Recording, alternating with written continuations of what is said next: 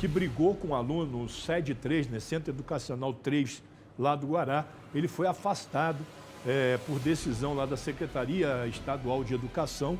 Ele foi submetido, né, o pessoal tem a corregedoria da Secretaria de Educação, optou pelo afastamento dele por 60 dias.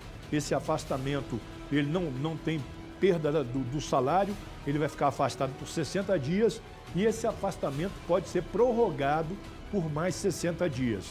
Ele foi afastado, os alunos que se envolveram nessa confusão com o professor foram chamados na escola, foi conversado, eles conversaram lá, a diretoria, a direção da escola, conversou com os pais e com os alunos também foram transferidos dessa escola para uma outra escola. Em nota, a Secretaria de Educação diz que não admite, sob hipótese nenhuma, nenhum tipo de agressão, nenhum tipo de situação tipo essa entre professores e alunos, mas também tem que botar que não pode ter a situação contrária, do aluno com o professor, né? Quando tem aquelas agressões, várias agressões que nós já vimos aí, o aluno também tem que ser transferido. Nesse caso aí, a bem da disciplina e também para ficar tudo regularizado no colégio, o professor foi afastado por 60 dias, vai passar por essa comissão de disciplina, né, que é uma corregedoria dentro da secretaria, e os alunos foram transferidos para outra escola. Esperar aí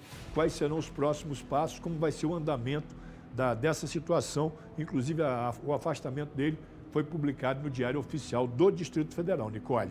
Wagner Relâmpago, ontem mesmo nós falamos sobre essa questão da saúde mental, falamos com um psiquiatra aqui no nosso DF Alerta, né? Tem profissões em que essas pessoas precisam muito mais, se a gente precisa, se outras profissões, o fato é que todo mundo precisa cuidar da saúde mental, mas tem algumas profissões em que esse cuidado, ele deve ser levado mais a sério, como nós sempre falamos do pessoal da saúde, como nós sempre falamos, né, de quem trabalha em hospitais, em UPAs e que tem que atender o público o dia todo, como os próprios policiais militares, policiais civis, que também tem que ter um cuidado, um preparo para lidar com algum tipo de situação, com alguns tipos de situações, mas professores também, meu amigo, se tornou uma profissão de risco. Professores também têm que estar, com a saúde mental em dia, porque eles estão sendo levados até o limite em todos os casos, em todas as situações. São condições de trabalho, salário que eles já pedem há muito tempo. Nós acompanhamos aqui há pouco tempo essa greve dos professores pelos motivos que eles estavam fazendo as reivindicações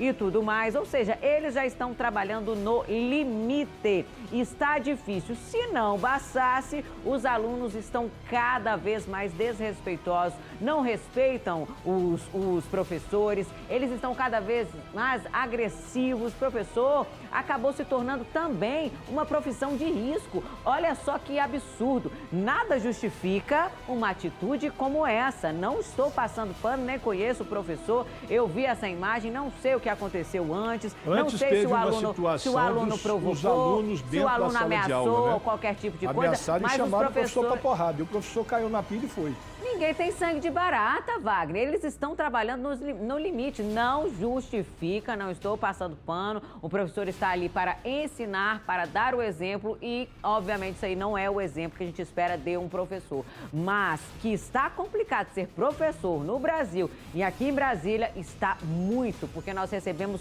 vários casos, quase todo dia, de professor sendo ameaçado, agredido, humilhado, desrespeitado dentro de escola. Aí tem que entender o seguinte, nós vivemos, eu, o velho Pafôncio, vivemos uma outra época e a gente tem, os nossos mestres, né, nossos professores, eles estão nos ensinando. Educação quem dá é pai e mãe em casa. Esses alunos não têm que ter educação do professor, o professor dá ensinamento. Ele vai dar aula e vai ensinar. E eu acho interessante o seguinte, só mostra a hora que o professor agride, tem que mostrar tudo. Mostrar toda a situação, as salas de aula, na minha opinião, todas elas têm que ter câmeras e mostrar o que os alunos fazem, principalmente na rede pública, nas aulas, nas salas de aula. Tem algumas escolas que não e outras escolas que sim, né? Então, o aluno realmente, ele desrespeita, como falou a Nicole, tem aluno que parte para cima do professor, bate no professor, agride professora, xinga professora, muitas vezes ficam lá fora ameaçando os professores. Então, o docente, que é o professor, e o discente, que é o aluno, o professor, ele fica numa situação muito complicada. E, às vezes, o nível de estresse, como disse a Nicole, chega no limite. O cara chega num ponto que você vê um moleque te ameaçando, falando que vai dar porrada em você, às vezes não é justificado. Antes de aluno para aluno, né? Vou te pegar na saída. Aí tinha uma briguinha ali, cada um para sua casa. Agora não, vou te matar, ameaça de morte, vou te esperar na saída. E é com o professor, não é entre alunos. E quantas ameaças eles recebem todos os dias. Você se lembra, Relâmpago, aquele caso que nós mostramos em fevereiro, lá do Vale do Amanhecer, onde o professor cego, inclusive, foi agredido por um aluno dentro de sala de aula? Eram 3 alunos e um agrediu o professor. 3 alunos do ensino médio. A única coisa, o que a gente fala, eu estava vendo esses dias uma pessoa dando uma opinião numa matéria de que o menor, o máximo que acontece com o menor é ele se ele, num crime, né? Ele pegar 3 anos de medida socioeducativa.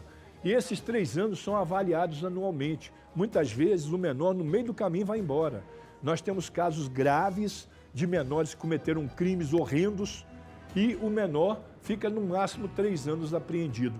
Esse professor, se ele machucasse esse menor, ele corre risco de uma lesão corporal. Se fosse de natureza grave, ele pode ficar 12 anos preso. Olha a discrepância. Então, o menor usa muito isso a seu favor.